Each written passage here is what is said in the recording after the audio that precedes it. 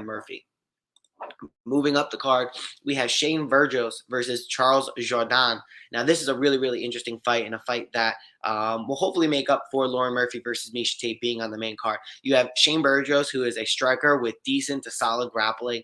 He has enough to keep the fight standing if he so chooses. On a lot of his fights, he's had a stand-up fight and a stand-up battle, and I don't think Charles Jourdain is going to be the guy who's going to go out there searching for the takedowns and be able to hold Shane Burgos down in the event that he does secure one.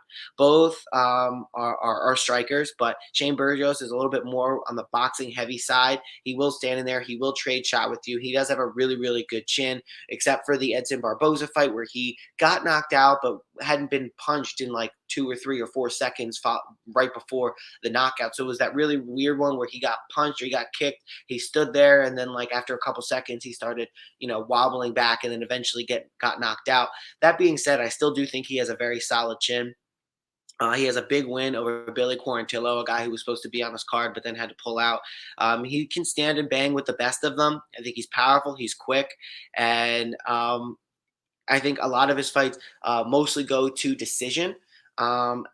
Charles Jourdain, he is a good striker. He has the ability to submit you.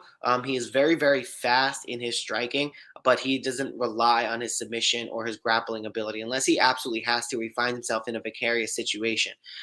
He has that KO, TKO ability, but he's kind of seemed to lose that against these mid to upper tier strikers, like Andre Fili, like Julian Erosa. And I think Shane Burgos definitely falls into that caliber of competition when you talk about upper tier quality level of striker. So I don't think Charles Jourdain is going to be able to go out there and put away a guy who's statistically really difficult to put away and bigger than him and probably just as quick as him.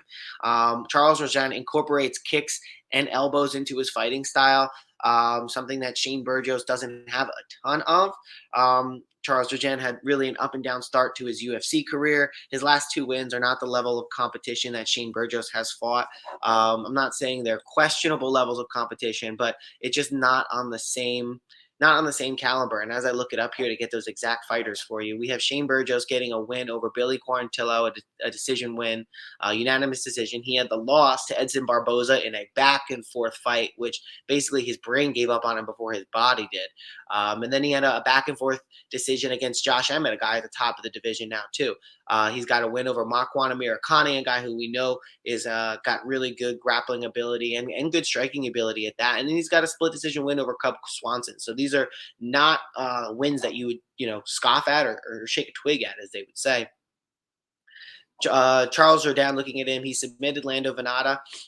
He has beaten by decision Andre Ewell. He lost to Julian Erosa via Jar's choke, and he has a win over Marcelo Rojo via TKO a year and 3 months ago. I think when you look at the level of competition that these guys have faced, it's similar, but it's not the same. It's enough to give me a lot of confidence going into this with Shane Burgos going to be the winner. I think it'll be by decision because I just think Charles Jourdain has a pretty good chin in his own right. But I'm going to have to go. And Shane Burgos has shown that he doesn't go for the TKO as of late. So I'm going with Shane Burgos over Charles Jourdain in the second fight on the main card.